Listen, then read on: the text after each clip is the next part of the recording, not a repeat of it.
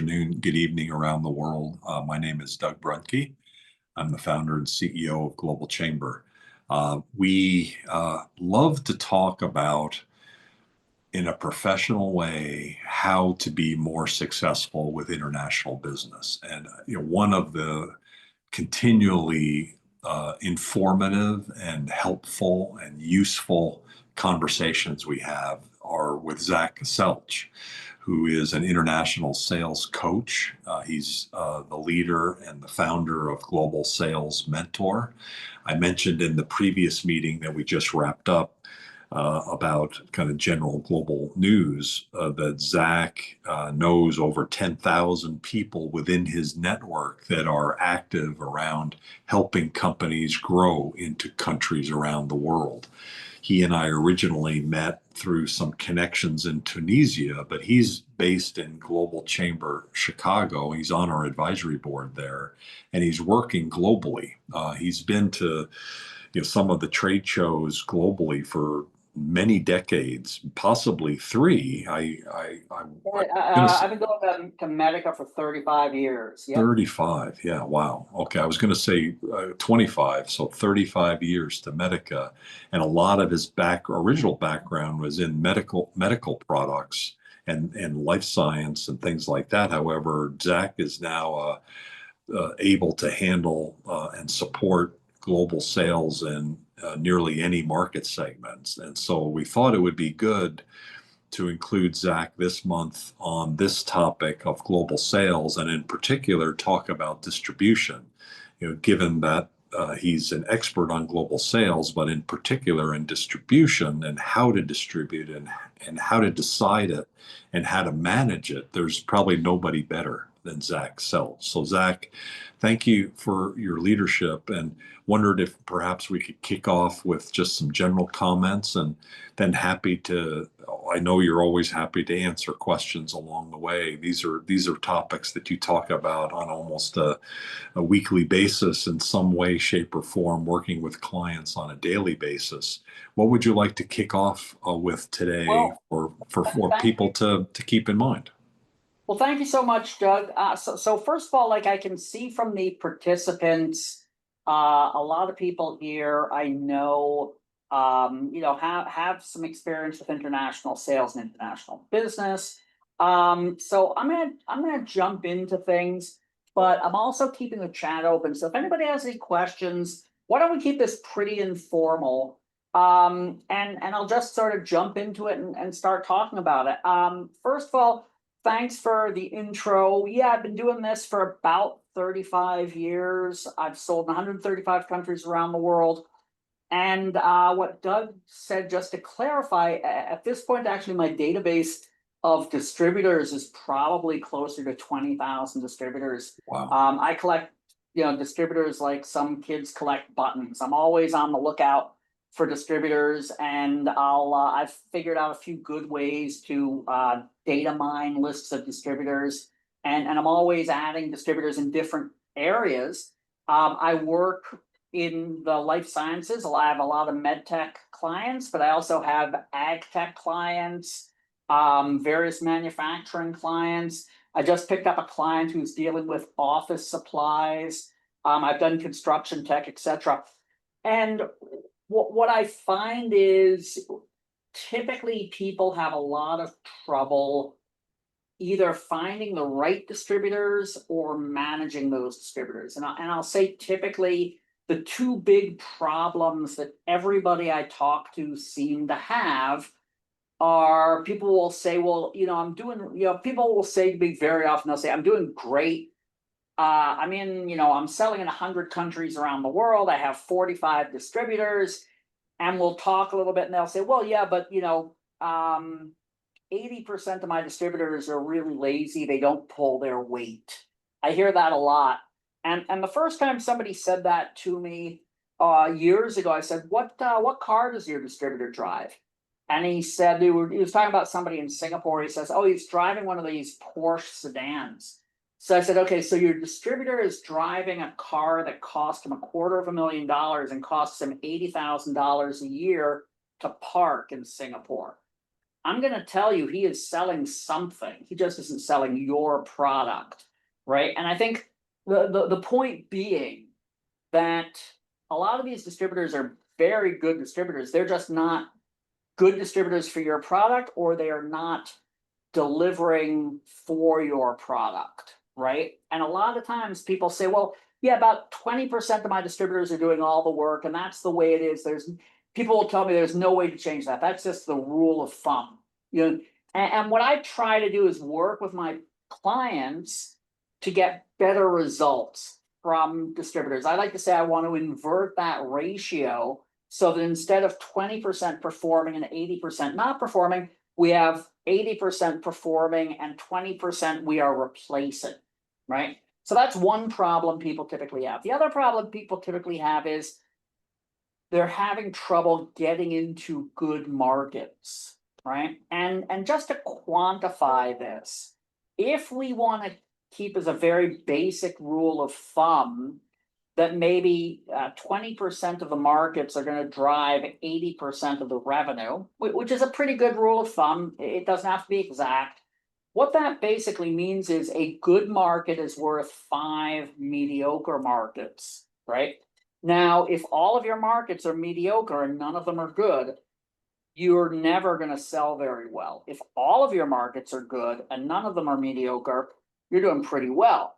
So what I help people do is sort of figure out what those good markets are, and then make sure that they can find good distributors in them. So that's just a little bit of a intro to what we're going to talk about today. Again, I'm open for questions if anybody wants to ask questions while we're running through this. The other thing that I'm going to say before I jump in is, if you are under about $500 million, your sales organization should be virtually 100% distribution. You probably can't afford to sell direct. And people will tell me they sell direct and they're very happy with it. But very often people who tell me they're selling direct and they're very happy with it today, a year from now, they're telling me about how they're going out of business, right? It is not a very sustainable system, and you can't scale it up or grow if you're selling direct. And I'll talk to people at trade shows and they'll say, oh, I had a fantastic trade show. You know, this end user and that end user talked to me and everybody's excited about my product. Everybody loves my product. Nobody's ever talking about purchase orders, right? And purchase orders is what makes the world go round. So if you talk to an end user and he loved your product, but he doesn't really have a way to buy from you because you don't have a distributor in that market, it doesn't really matter. You might as well have stayed home and played games with your kids on the Xbox, right? So it's all about finding good distributors in the right markets and then getting the best performance out of those distributors, okay? So now let's sort of jump into this. What do I mean by the right markets? Okay, so I'll just touch on this briefly because it isn't in the title of the webinar, right? But we are looking for markets. Again, everybody gets this wrong. Like 90% of the people I talk to have gone into the wrong markets. Now, the biggest mistake people make is they get pulled into the wrong markets. They're talking to somebody and that person says, you know, Lithuania is the perfect market for you. I want to buy 2 of your products.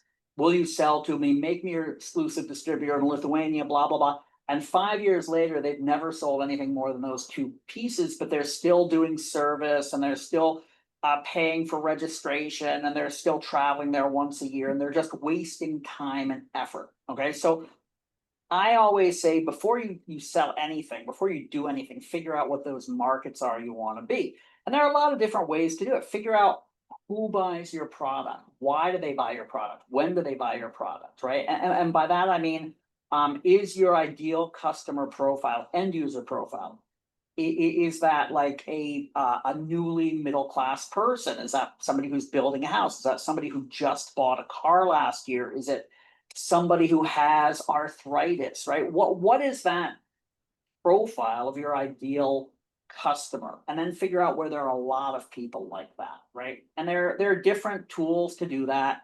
If you go on my website, which is globalsalesmentor.com, I have a bunch of free tools to help you identify what the best markets are for your products. You could read my book. There are probably 6 chapters in there about market identification. But what you're trying to do are find good data-driven tools to figure out where there are a lot of people who fit your ideal customer profile, right? And that's the market you want to go into. And then you want to try and avoid red flags like regulatory things that are going to keep you out or so on. But you identify those markets. And I'll give you just an example from one of my clients. They make this product that is really, really good for surgery outside of a critical care hospital, right? So their initial thought was, well, let's sell this to militaries, which is a very great, sexy idea. It seems like very cool, but honestly, there just aren't that many armies that have conflicts and do surgery, a lot of surgeries. Everybody wants a couple of them for exercises. But there are literally millions of women who require postpartum surgeries and do not have access to hospitals in specific countries like Brazil, Nigeria, Bangladesh, Pakistan, etc. Okay, so on the one hand, they're talking about maybe 4 dozen use cases in the world. On the other hand, they're looking at about 4 million use cases around the world, right? So identifying those right markets is a good start. Okay, so now we've identified the right markets. And now what we want to do is we want to identify the right distributors in those markets. And again, most people I deal with get pulled into this sort of by mistake, by randomly. And what do I mean by randomly? You go to a trade show and you put up a big sign that says distributors wanted. And somebody walks up to you and says, hey, I'd love to be your distributor in Lithuania. And very often he'll say, my brother-in-law is the president, so I'm going to do a fantastic job as your distributor, but he doesn't really have there's no really good reason to think he's going to be a good distributor, right? Except for what he tells you at the trade show. Now, what I like to say is I go looking for my distributors. I've been to dozens of trade shows. I love trade shows, probably hundreds of trade shows. I do not randomly wait for people to walk up to me and ask to be my distributor. I never do it. There are very, very, very few people I work with who have come and introduced themselves to me. When I go to a trade show looking for distributors, I will be getting there with a list of people I want to meet. Okay, I will have already identified the distributors that I want to talk to. Now, what do I mean by that? So I have a product and I'm going to build an ideal distributor profile with that product. What does that mean? Well, what does that distributor look like? What are the capabilities, the competencies that distributor needs? Very often, it's going to be really easy for me to say, okay, what I need a distributor who is selling to the radiology department of big hospitals in his market. He needs to be comfortable selling at a price point of about 100K. He needs to have enough bandwidth to cover his entire market, right? So let's say if we're dealing with Cyprus, the bandwidth is nothing, right? One guy. If we're dealing with, say, Saudi Arabia, we need maybe 4 or 5 people to have enough bandwidth to cover everything. So what we're going to do is we're going to figure out how much bandwidth we need, what competencies we need. And I'm going to look and think about what that guy will probably be selling today. Okay. And if he's a distributor, he's selling something else, right? We're not going to find somebody who isn't selling anything. And I'll tell you this, if somebody comes to you and says, I would like to be a distributor, I'm not a distributor yet. I'd like to be, and you'll be my first product. Never, ever, ever work with anybody like that, right? That's not what you want to do. You want to find somebody who is experienced, has the connections, and is selling something else. So I'm going to identify what he is probably selling today. Okay, and then I'm going to go look for them. So I'm going to say, let's say I have decided that Pakistan is a really good market for me. And the guy the distributor I'm looking for is selling German made imaging equipment in Pakistan, high quality imaging equipment.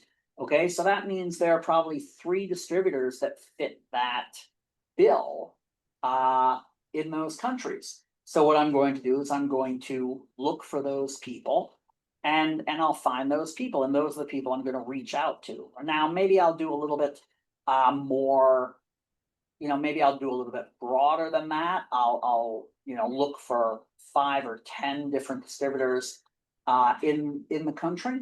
But that's probably what I'm going to be doing, is I'm going to be focusing in. What I'm never going to be doing is going to a trade show and putting up a sign that says distributors wanted, right?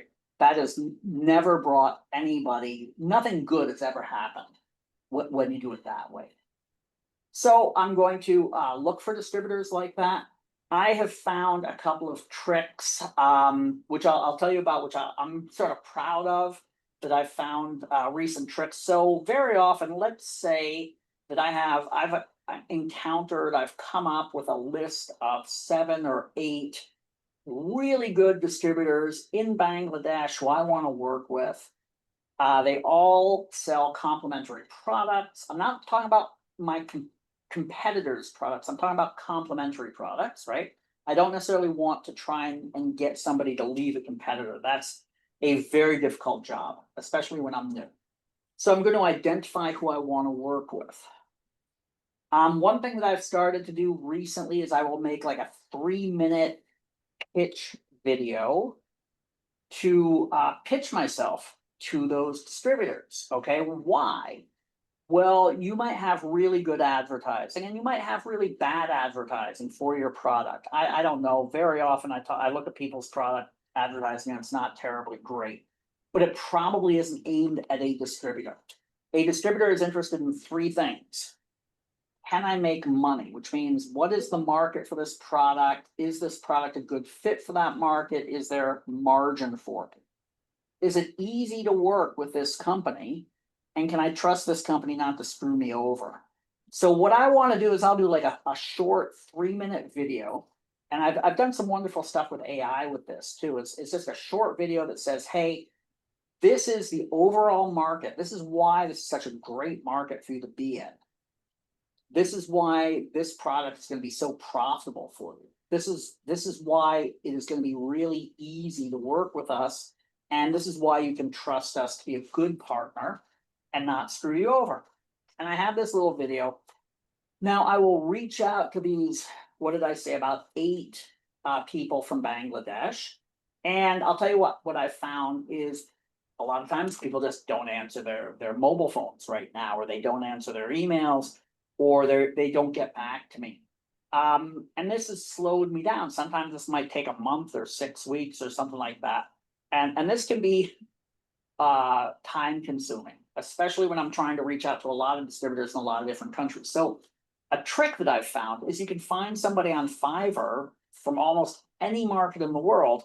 There are people who advertise on Fiverr or Upwork, and they say, I will do any errand for you in Bangladesh or in Pakistan or in France or in Uganda. And I will find somebody like that, and I will say, look, I need to set an appointment with these 8 guys. Here's what I want you to say. Here's my little video clip. Here's their telephone number. Here's the operator at their company. Call the operator or the front desk of the company. Say, hey, I want to talk to the person who's in charge of choosing new products. And they might put you on hold. They might keep you on hold for half an hour. When you get through, say, hey, I'm calling on behalf of Zach. Take a look at this video and set an appointment for him. All right. And this has cut down the time it takes me to get this set up by 90%. Costs me maybe 25 to 50 bucks to do it, but it gets a lot faster. So that's a little trick that I've come up with. And this is something I've only started doing in about the last year to get distributors in quickly. Then what I want to do is make sure that I have really good material to send them after they've Yes, I've had wonderful experience in Bangladesh. I was just using it as an example because I saw there were a few people from Bangladesh here, but I've been going to Bangladesh for 25 years. So I know Bangladesh pretty well, but like I said, I've been doing business in about 135 countries around the world. I was just using it as an example. Because very often, you know, it is, especially with the time zone differences and stuff like that, it's hard to get through the switchboard of a distribution company and talk to the right person. Okay. Now, once I've talked to the right person, I'll do a more advanced presentation, which will talk more in depth. Now, it used to be that when I was working with a distributor, I would always meet them face to face. I like meeting people face to face if I can afford to, and if I can, I will go to a city and meet with the 2 or 3 different candidates and talk to them. Sometimes I will use the commerce department to set that up. They have something called a gold key. I don't necessarily like to work with them to find distributors, even though sometimes they do a pretty good job. But if I can come to them and I say, look, I want you to set me up meetings with these 3 people, they'll do it, and they'll charge you about $700 for that. So it's a really good deal. Once I've identified a few distributors, I'm going to compare them based specifically on the criteria that I've set, which is the bandwidth, right? The competencies as related to my ideal distributor profile, and of course, how engaged I think they're going to be, right? So once I've chosen the distributor I want to work with, the other trick that I started using, the other trick that I've started using recently is, this is actually about 5 years, is I'll use an LOI, a letter of intent, because you send somebody an agreement, a distribution agreement, it might be, you know, 10, 11 pages long. They might want to have their lawyer look at it. This might delay everything by a month. And I don't want to delay anything by a day. So if I have a letter of intent, and the letter of intent essentially says, I want to work with you as my distributor in Bangladesh. Let's stick with that example. I am not talking to anybody else for the next 30 days until we get this signed, but it's my anticipation that we're going to sign this agreement within 30 days. And any deals that you bring in those 30 days are yours. I will not screw you over, basically, right? So I have a little letter of intent. Now, once I give that to the distributor, he feels comfortable selling today. So he'll start working on selling this right away, and I don't lose any time, because that time in the beginning is critical. Distributors get very excited in the beginning. They get engaged. A month from now, maybe they've taken on another product, right? And now they're engaged with that product. So the quicker I can get that engagement up and I can get them working, the more I'm going to sell overall. Okay, so I want to get that engagement up.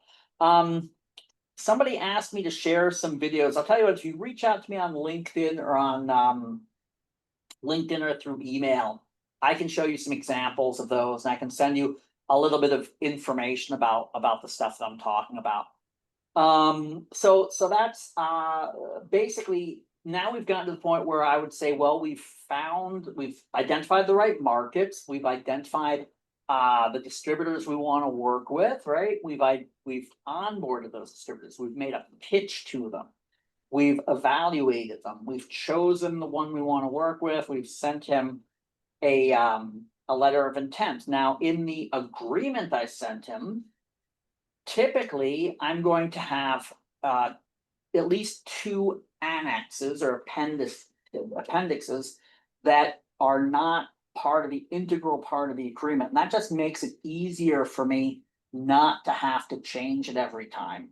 One of which is going to list the activities that I want from that distributor, right? And very often what we do is we say, if you want to be my distributor in Bangladesh, you have to put in a purchase order every year for $100,000, and that's it. And you know, I talked earlier about how much I like to focus on purchase orders, but if you just ask for purchase orders, you don't see the activity. And then what typically happens is they don't have the activity, they don't put in the purchase order because they haven't sold anything. but now a year has gone by, they don't put in the purchase order, you terminate them, but you've wasted a year. If you say to them, I want to see these activities from day one, what's going to happen is you're going to see activities going on from day one. If they don't do what they're supposed to do, you can terminate them 90 days into the agreement, right?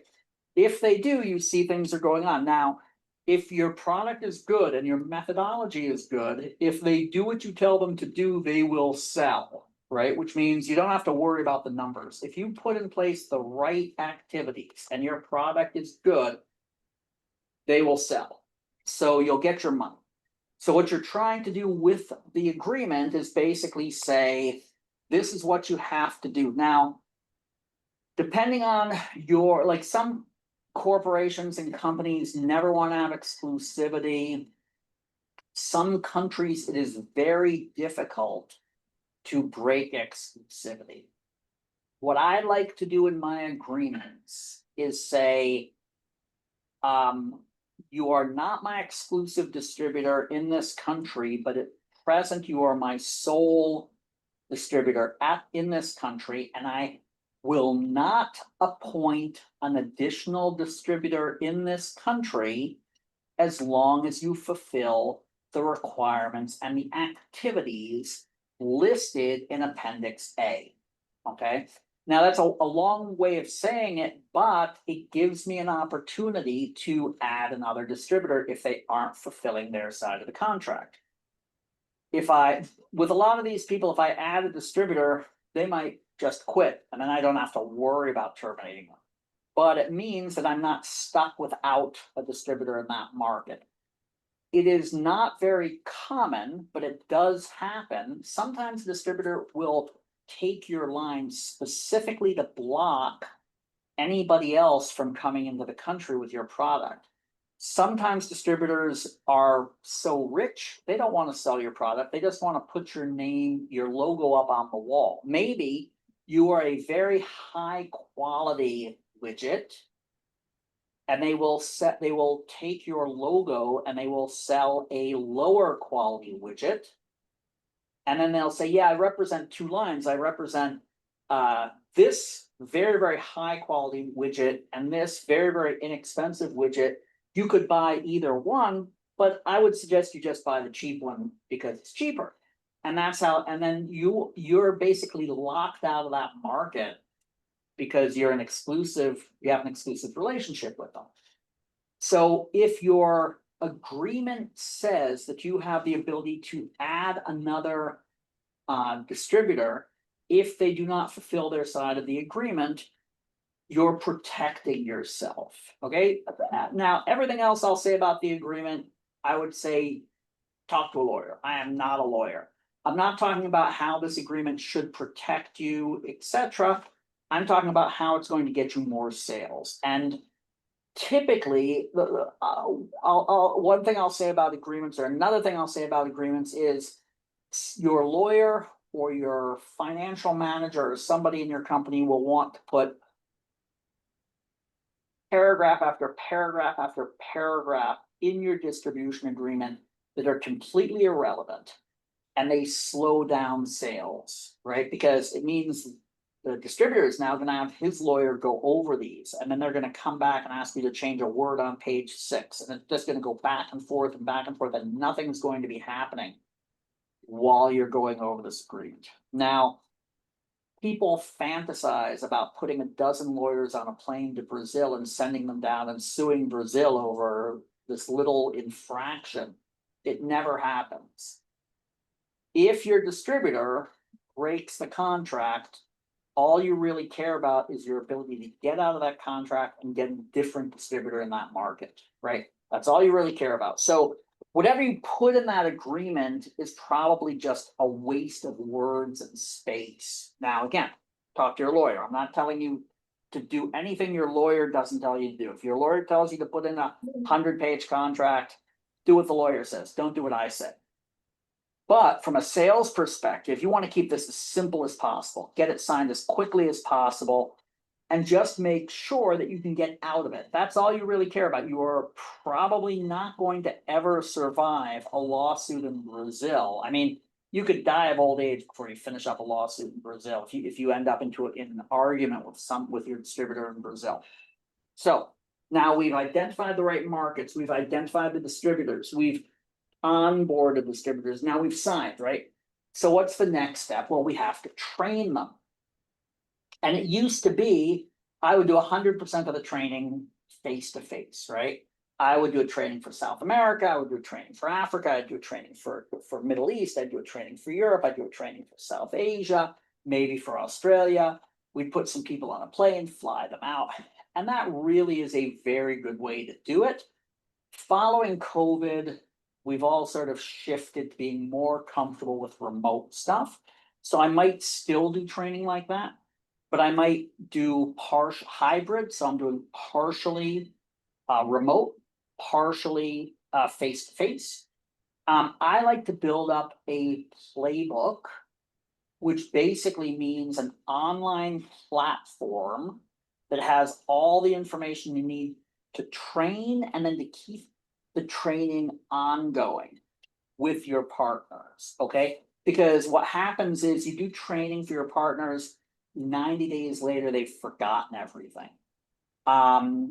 Even the very, very best training. So if you have a really good online playbook, they can refer to it, and a good playbook sits on a platform that they can access on their phone, they can access on an iPad, they can access on their computer, and you are in a position to send them a link and say, hey, Bob, I would really like it if you reviewed chapter 17 again. I know you're going to visit a customer next week, and it might be really beneficial for you to review chapter 17. Right? And that's the beauty of a playbook. When I first was making playbooks, they were paper, they were like this big. And if you wanted to make a change, you had to essentially send an envelope to all your distributors and say, please pull out chapter 5 and replace it with this new chapter. And you knew that most of them weren't doing that. Now it's all online, and you can basically automatically change it. Now, one thing that I do for my clients is I evaluate the competency of the salespeople who work for their distributors in selling my client's product, okay?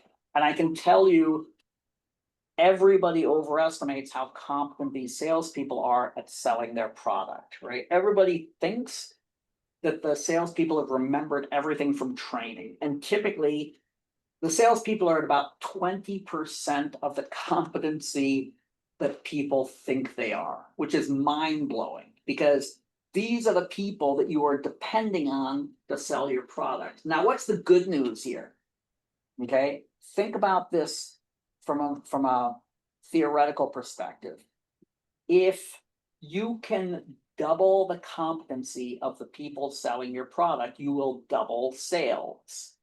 Okay, let me repeat that. If you can double the competency of the people selling your product, you will double sales. Okay, so if they are all at 20% competency and you can increase that to 40% competency, you are going to double sales. And how difficult is that? You can put in place for a very reasonable amount of money, less than you'd spend on a used car. You can put in place a fantastic online playbook, which will double the competency of your sales organization, right? Which means you're selling, let's say you're selling $12 million internationally right now, and your sales organization is about 20% competency, right? You put in a $30,000 playbook, and you're going to see from that $12 million sales growth over the next couple of years, okay? So this is a fantastic place to put an investment for a huge return on investment, improving the competency of your salespeople, okay? So basically here we are right now. We talked about finding the right markets, we talked about finding the right distributors, we talked about hiring them, we talked about training them. Now, what I want to do is I want to do ongoing management of my distributor salespeople. First of all, I want to develop, if I'm the VP of sales or the director of sales of a manufacturing company and I have distributors, I want a relationship with those salespeople. I want to have the best relationship possible. I want them all to think of me, Zach, as the best principal they have. Okay. And I can use online tools for that. That's a great thing for the playbook. I will do things like a monthly mastermind for people. Now, I'll tell you a little secret about these salespeople is a sales guy working for a distributor in Nigeria or Bangladesh or Qatar probably is not getting the same level of training. I can guarantee you, he's not getting the same level of training that he would get if he was working for, say, General Electric or Medtronic or a major multinational construction tech company or something like that, right? These distributors are very often not getting any training. They might get paid very, very well, but they don't have a sense of community. Maybe their whole team is 3 guys, right? And they're working hard. Maybe they're really, really good at what they do, but they're not getting any training. They're not having any sense of community. You as the principal now can build up a community for them. You as a principal can train them, right? So if you do like a monthly mastermind where you get all the salespeople together and you do sales training, now you can do sales training that isn't specific to your product, right? You can help them learn a specific subject, asking sales questions or taking good notes during a sales meeting or doing prospecting, right? Using Sales Navigator. Any of those things that you can teach them, there's a really good chance that nobody else has taught them before. Now you are the guy who is mentoring and teaching them. Now, Doug at the beginning said I had this fantastic network of distributors. I do. But more than just people in my Rolodex who I know about, there are probably thousands of people who at one point or another have gone through training from me and remember me as the guy who was willing to invest in training with them when they were in their 20s and nobody else wanted to invest with them. I was at a trade show recently and I had to find, I wanted to talk to somebody very specific. It was a big distribution company. They have multiple divisions and I was looking for the guy in charge of infection control at this distributor company for one of my clients. Anyway, I go in and when I see him, we realize we know each other. I trained him at a sales training about 18 to 20 years ago when he was a basic sales guy with a competing company, right? Over the years, he's changed company and he's moved his way up to being a VP of a division of a distributor in a major market, right? And I was the first guy who ever gave him sales training. I was the first guy who ever trusted him or believed in him as far as he's concerned. And he just remembered me very fondly. He loves me. Now, I remember him, right? And I like him. I'm fond of him. But boy, the memories he has of me are very, very powerful, right? And we want to develop this with as many distributor salespeople as we can. And it's not expensive to do. If you put together, you can do a newsletter, you can do a monthly mastermind, anything like this that supports the salespeople, gives them skills, helps them to sell more. Now, when I do a mastermind for my clients, I'll typically do 30% or a third. I will talk about a sales skill. Then a third, I will talk about the product or do product specific training or something like that related to product specific training. Maybe I'll bring in somebody from my client from product management who talks about it. Then the third bit, we will do like wins where we'll say, hey, John just closed this fantastic deal. Hey, John, talk about that deal. Now, this is building up community because now these sales guys, now again, imagine there are 3 sales guys working for a distributor.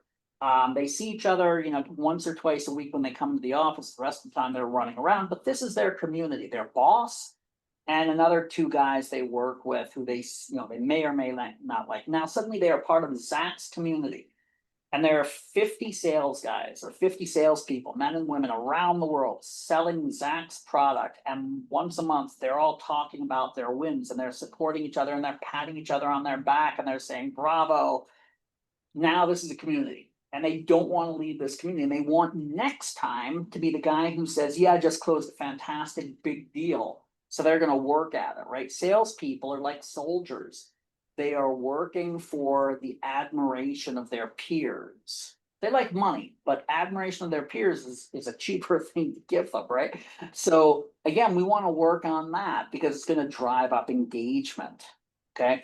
Now, one last thing I'm going to say on top of this, so we're building up engagement, we're building up competency, and now we're also holding them accountable. We can set up what I call a cadence of accountability. I'm going to say to my distributor, when I sign him, hey, we are going to have a monthly discussion where we're going to go over everything in your funnel and we're going to talk about the deals you're dealing with and what's holding you back and what the next step is and what you need from me and where you've lost deals. And I want to dig into now, if you've built up, just because they're your distributors, you don't need to not have a sales process map, right? So I will build up a sales process map, which lists all the different steps that we need to do to get a purchase order. And usually that's between 13 and 17 steps. And I will talk with the distributor. I'll say, okay, we had this deal. It was in the map, right? It went, to the first step, then the second step, then the third step. Now, what happened? It seems to have fallen off. Explain to me why it fell off, right? And we'll talk through this. Now, I want to know why they are winning and why they're losing. Now, if they're winning a lot, I want to figure it out and then train the other distributors to do the same thing. If they're losing at a specific point, I want to help them get better at that point. Maybe I need to provide them more sales enablement tools, right? Maybe they're doing, let's say, I'll give you an example, okay? So let's say they're talking to a lot of companies, they're doing a discovery call, but then nobody wants a demo. Okay, so maybe their discovery call isn't very good. Maybe they're doing a lot of demos, but nobody wants to follow up after a demo. Well, they probably have a problem with their demo.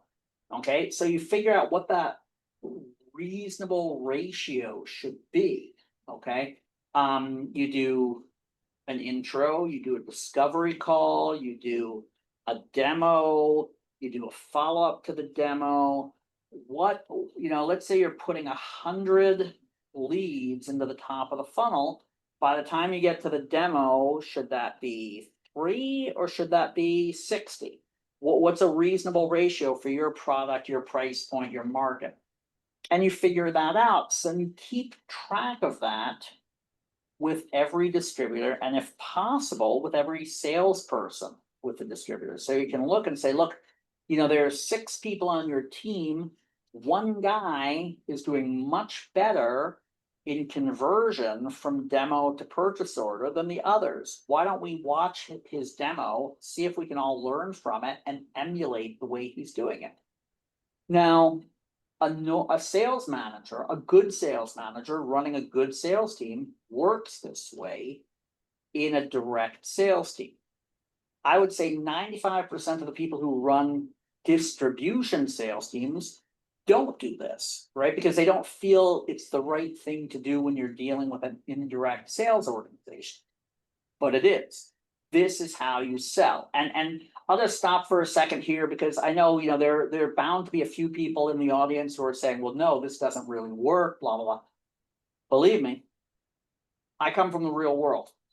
I typically, when I come in and I work with a client or I work with a company that I come in, I typically see 100%, 200% growth always. I'm not a 10 or 20% growth business kind of guy. That's small potatoes. I don't touch those type of things. Usually I see at least 100, 200% growth. And the reason is because the guy before me wasn't doing these things, right? He wasn't bad, he wasn't stupid, he just wasn't doing these things.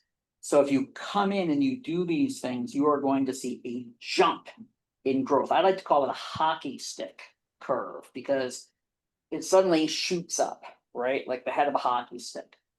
So I'm going to stop talking now, and I'm going to open this up to a discussion. If anybody wants to ask questions, I'm happy to answer questions for a little while. Awesome. Thank you very much. What questions do folks have? There's so much here. There's so much to unpack. Really great information. Thank you, Zach. I see some experts in the hall, like Eddie Geisel and others. Anybody have questions or thoughts?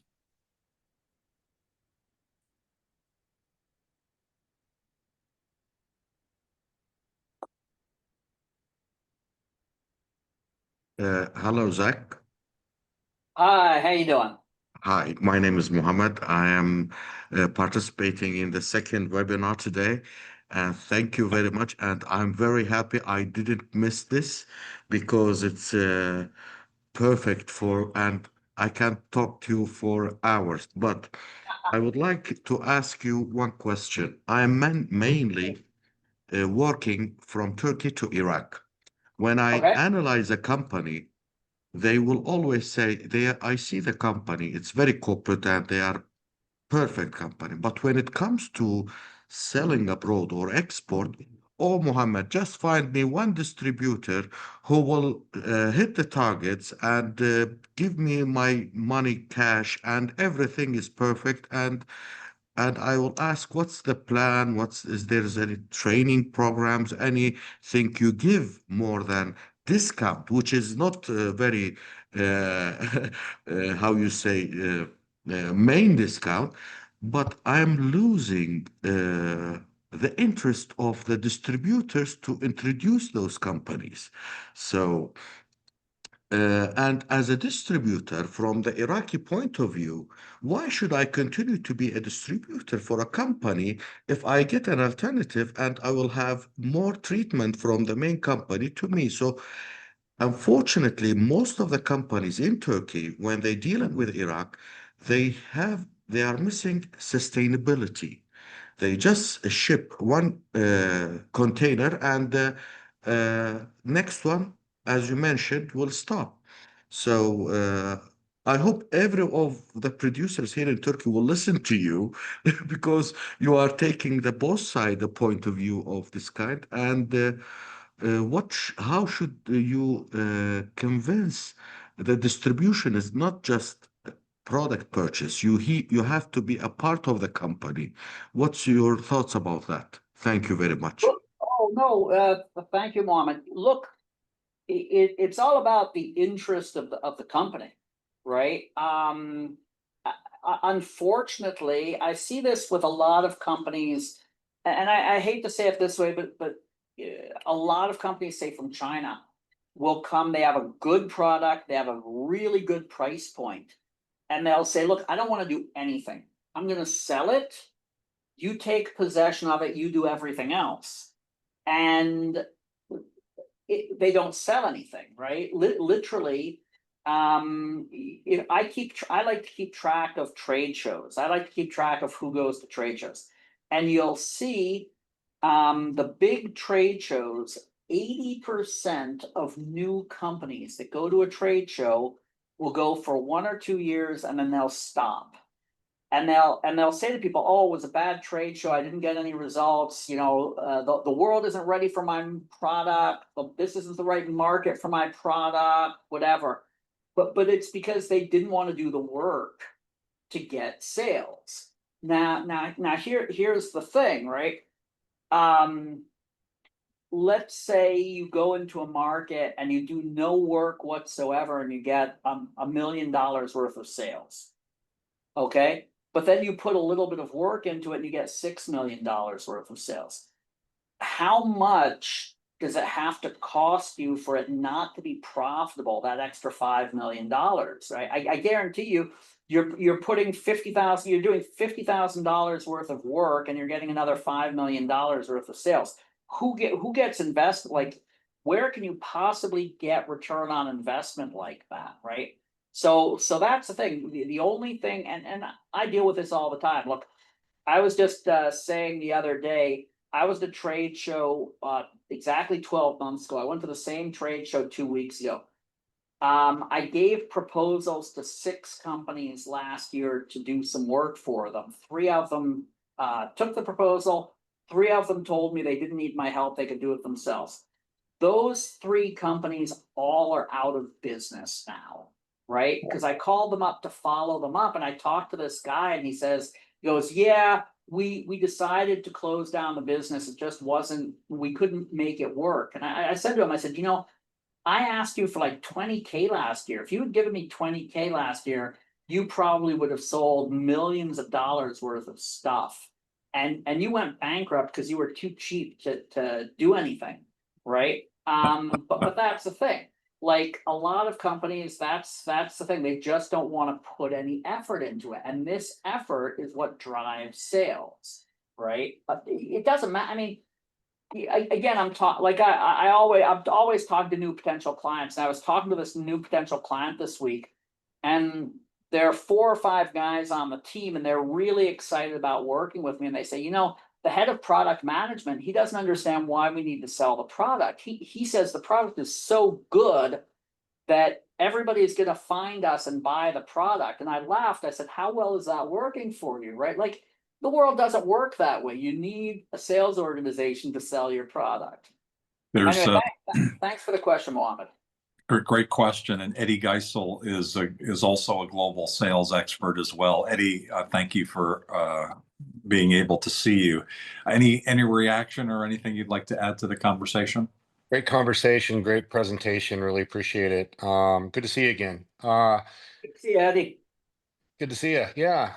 My question is around what I call passive management of the sales force, because they're not your employees, right? They're the distributor's employees. I liked how you very well articulated the training, of how to sell correctly, which I think is really important. What do you do though if you do all of that and you know that the company is reputable, they're a good fit, you've done the training, but for whatever reason there are people who are responsible for selling the products they're not performing?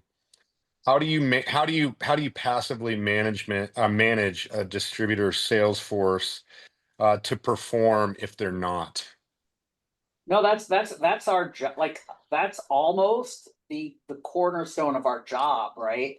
So it's really difficult, and that's why, like, I don't know if you've ever heard the statement. There used to be a joke that said Ginger Rogers dances just as good as Fred Astaire, but she does it backwards and in heels, and nobody talks about it, right? If you're in channel sales, you have to work much harder than somebody who does direct sales, and nobody understands that. Nobody gives you channel sales managers the respect they deserve. But here's the thing: you now have 100 salespeople around the country. You can't fire around the world. You can't fire them, and you can't actually give them a bonus directly, right? Right. Because their boss isn't going to agree to that. So what do? Well, you build up a community. I'll tell you about, like, I could talk about this for hours, but let me talk about something really quickly. So I go to this one trade show in Germany every year in November. It's cold. The waiting line for the cloakroom is about 15 minutes to half an hour at the beginning of the day and the end of the day. So 10 years ago, I said, here's what I want to do. I want to take a third of my booth and I want to make it into a salesman's lounge. And I want to set up a closet for coats and bags. I want to have coffee and beer. I want to have 2 couches. And everybody in my company freaked out because that was going to cost us $12,000 or $15,000 in real estate at the trade show booth. And I pushed for it and pushed for it. So what happened was I said to the salespeople, you can come and leave your coats and bags with us. You don't have to wait in line at the cloakroom. So every sales guy would come to our booth first thing in the morning and leave his coat and bag. Now, while he was there, he'd grab a donut and a cup of coffee. Maybe he'd sit down and talk for a while. Then every sales guy came back at 4:35 in the afternoon to pick up his coat and bag. He'd grab a beer, he'd sit down and talk with us, okay? Now, by the end of the show, I am now everybody's favorite principal. Everybody, the guy from Tunisia knows the guy from Brazil who are both selling my products. These, two 25-year-old kids, now they have friends from halfway around the world. Everybody is in this network. They are Zach's family. Okay, now I'm not giving them any money.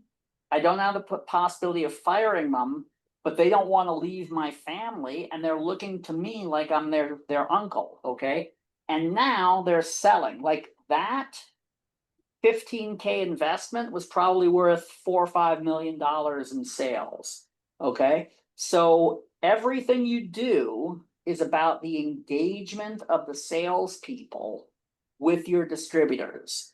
And when you shift your mindset like that, people say, well, what I'm going to do is I'm going to increase the quality of the steel in my widget, and then people are going to buy more. Bullshit, right? You get more mind share of your distributor salesperson, you're going to sell more. Nobody cares about the product. Nobody cares about, my company was founded in 1919 when an immigrant came over from Italy. Nobody cares. You put in a couch and give the sales guy a free beer at a trade show, you're going to see a couple of $100,000 increase in sales just from that beer.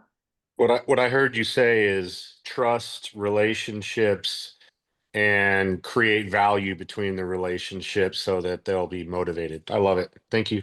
Yeah, it's all about engagement. Yep, pleasure. Family and community were two of the other words that he used. I thought that was awesome. Right, like I have all of my clients use the word family now. Their distributor, they talk about their salespeople, welcome to the Acme Corporation family of distributors. These salespeople, a lot of these salespeople, if you're in Bangladesh and you go to work for General Motors, you are part of a worldwide corporation. If you go to work for the distributor of General Motors, you are part of a 5-man show, right? Now, I am giving them that community and that sense of family. Amazing. We're right at the top of the hour. Zach, do you have a couple more minutes to answer any additional I have questions? a few more minutes. I'll also say that, I have a lot of good books, a lot of good material. You can find it on my website. You can reach out to me on LinkedIn.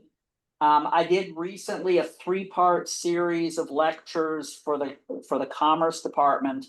And what I did was I put all the notes into book format. So I have a lot of good written material. If you reach out to me, I can probably get you some more material if you have any specific questions. And I'll tell you this, what I do is I coach VPs of sales, right? So, people reach out to me all the time and they say, hey, are you still doing consulting? Damn right, I'm still doing consulting. That's how I make my living. So if you want, or somebody who is trying to build up the effectiveness of their international sales organization, this is what I do. I'm not an ex-diplomat. I'm not an academic, right? I'm not going to talk about the tea ceremony in Japan. I'm going to talk about how you get more revenue out of your distributors. That's what I do. Hey, Zach, I need to chat with you in the next week, so I'll be reaching out. Thanks. Cool. Zach's email's in the chat area now. Thanks, Eddie. Appreciate it. Does anybody else have any additional questions or thoughts? I saw Peter. I don't know if Peter's there. And Rifat, thank you for your comment regarding the value of this. Really appreciate it.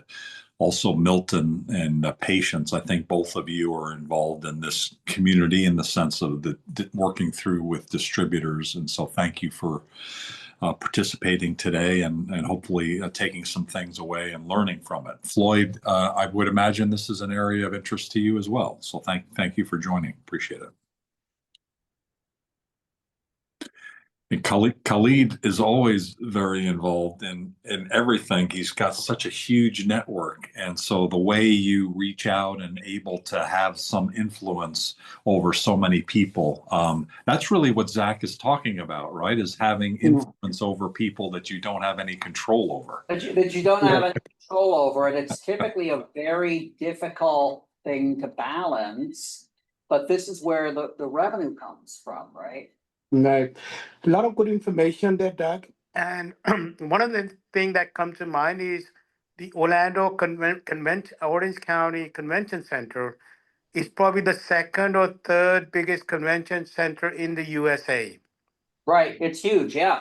It is huge, and I notice I get invited to attend some of those, and it is a great way because the exhibitors, they come from all over the world. Recently, I was there, and we had the largest manufacturers tiles and wooden floors, etc. So when you go there, there are a lot of. 'Cause I have a consultancy company, and there are good opportunities because those distributors, they're looking for some local representatives to represent them here. So, for example, just to give you an example, last time I went there about 3 months ago, there was a distributor of the largest largest manufacturer of tiles from Pakistan. They spent over $130,000 between the renting out the expo space plus the 3 or 4 people that had to bring with them. So I had a good discussion with them, and they were trying to break into a local market here in the construction industry. And it is always, and I told them, I said, you spend all this money. How about appointing me as your exclusive distributor for the area for a nominal sum, which I'm going to use for marketing purposes, employ somebody. That way, the 130,000-40,000 you spend, that would carry you for a couple of years. And then you have a local representative here who's been in the business in the local area for the last 33 years.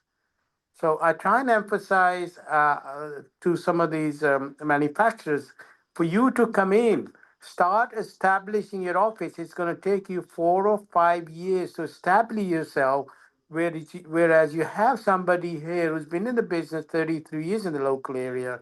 He knows the industry and the connections, as you say, rightly say, joining the family.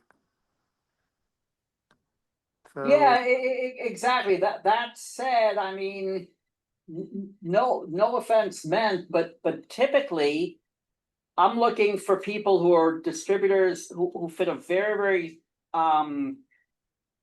you know, if I were working with somebody who was looking for flooring, right, I would probably say, okay, let's find, 6 or 8 distributors across America who are presently selling flooring in, the Midwest, right? They're already selling, let's say I have wood flooring, they sell marble, right? Find something complementary, that kind of thing.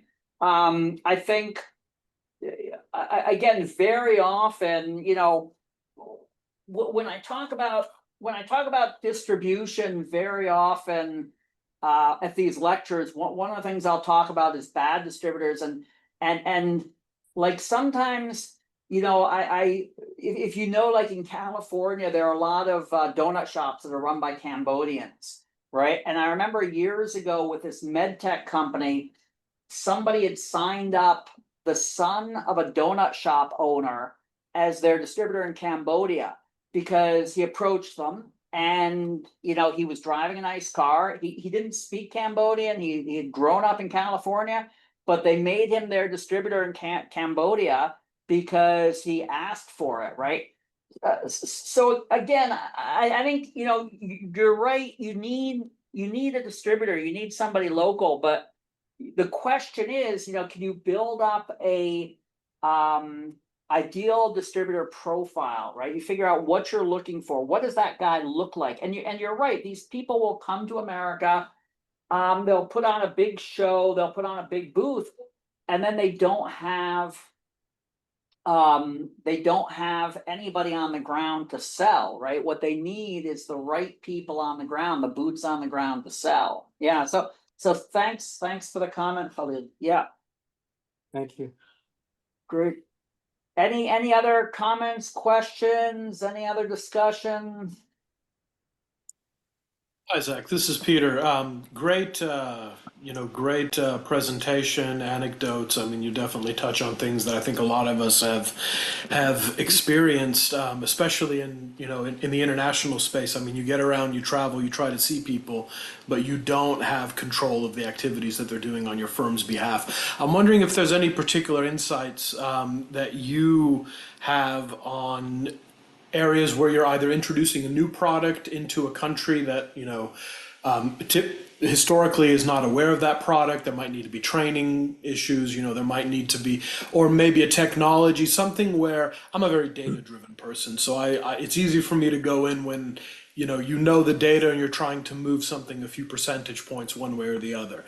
But how about when that's very much a blank slate? Do you have any general approaches or advice in those types of areas where you're going in with relatively little data on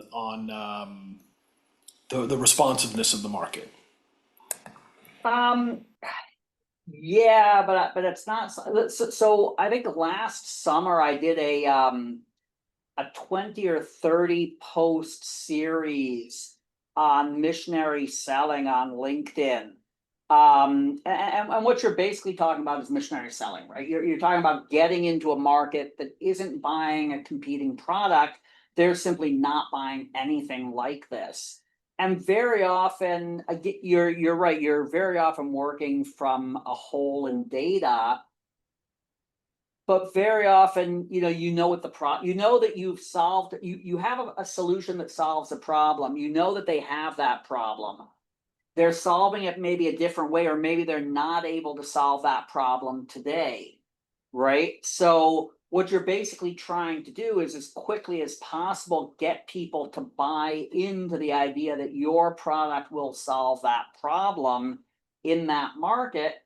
And a lot of it, like the reason I like to use the term missionary selling, because if you take a look at how missionaries worked, the way the Jesuits. What did the Jesuits say? Well, if you can train young people, you're going to be able to turn a country around, right? So very often you're saying, okay, I'm not going to maybe get the key opinion leaders, but if I can get if I can get a group of salespeople really interested in my product, then maybe that's how I can get people to buy it, right? So there are ways. I'm happy to go into this. It's not something I can cover in like 3 minutes, but this is a large part of what I do, because very often that's where the money is, right? Is a new product that just is doing really well in the United States, but isn't selling in other parts of the world. You get into India, boom, like suddenly that's just, you're rolling around in money, right? Because there's just a big potential market that isn't addressed. So that new market missionary selling is typically very profitable. And it all comes down, in the end of the day, it all comes down to training and engagement with the people who are going to be selling the product. That is really key. I can't tell you how much I argue with people about that, because people will be saying, no, you don't understand, this is an extremely technical product, and if we can talk about this chemical composition or this quality of metal or this numbers of rotations per minute or whatever, people will understand. Nobody cares about that. It's all about mind share of the people who are out selling your product. And getting that mind share, getting that engagement is the difference between being successful and not being successful. But Oh, I'll tell you nice. what, Insightful. whoever asked that question, if you want to reach out to me and